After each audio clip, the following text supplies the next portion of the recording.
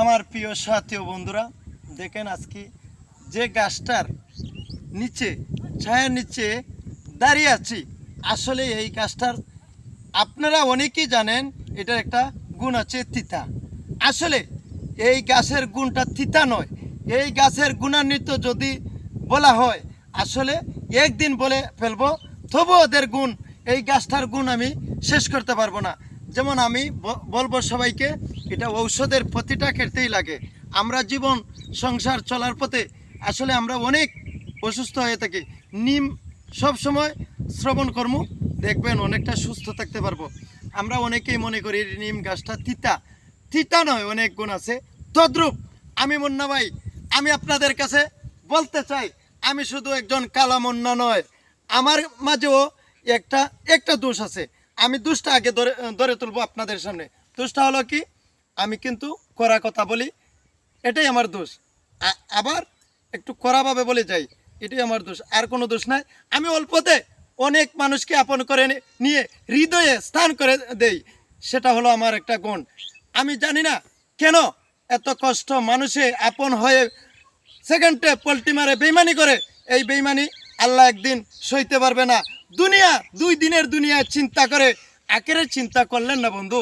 বন্ধু একদিন চিন্তা করবে, যেদিন তোমার পায়ের তলে মাটি থাকবে না, সেই দিন মুন্নার কথা সেকেন্ডে, মিনিটে, ঘন্টায়, দিন রাত 24 ঘন্টা অজুরে চৌকের পানি পড়বে আমি মুন্নার জন্য।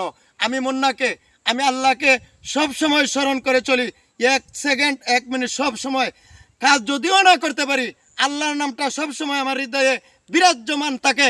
সেই মুন্না আমি, মনে রাখবেন আপনারা যারাই আমার সাথে প্রতারণা বেইমানি করতেছেন, এই মুন্না কোনোদিন বেইমানি কষ্ট হবে তবে সফল করতে পারবেন না বন্ধুরা।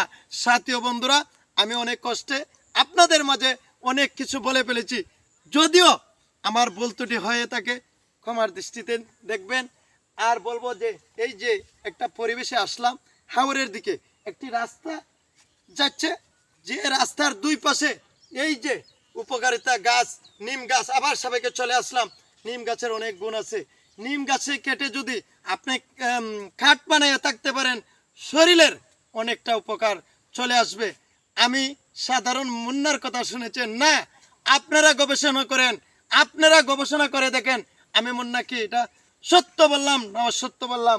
আপনারা আমার সব সময় আমাকে ভালোবাসা দিচ্ছেন, ভালোবাসা দিয়ে যাচ্ছেন, এরপরে সেকেন্ডে পল্টি মারেন জানি না, তবুও আল্লাহকে স্মরণ করে আবারও বলছি, আল্লাহ মেহেরবান।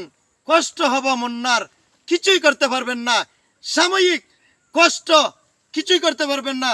আল্লাহকে স্মরণ করে সব সময় চলি। আপনারা আমার বন্ধু বান্ধব, আত্মীয় স্বজন, শুভাকাঙ্ক্ষী যারাই আছেন আমার পাশে থাকবেন। আমার ভিডিওটা আমাকে ভালোবাসার মাধ্যমে একটু ছড়িয়ে ছিটিয়ে দিবেন। আপনাদের জন্য শুভ দুপুরের শুভেচ্ছা রইল। আসসালামু আলাইকুম ওয়া রাহমাতুল্লাহি ওয়া বারাকাতুহু। আল্লাহ হাফেজ।